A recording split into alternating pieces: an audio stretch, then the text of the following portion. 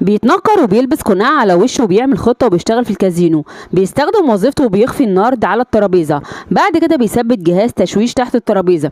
بيقدر عن طريق الجهاز ده انه يسيطر على النارد. ولما بينفذ خطته بيروح لغرفته وبيخلع الملابس التنكر بتاعته وبيشيل القناع اللي على انفه وبيخلع الباروكة وبيتنكر لشخص تاني. وبعد كده بيروح الكازينو على انه زبون وبيحط 10,000 يورو على الطاولة. بعد كده بيغير النارد وبيدوس على الزرار في السر فبيفوز ب60,000 يورو. وبيتنكر لشخص تالت وبيلبس بدلة كبار الشخصيات وبيروح يقعد على ترابيزة كبار الشخصيات على طاولة القمار.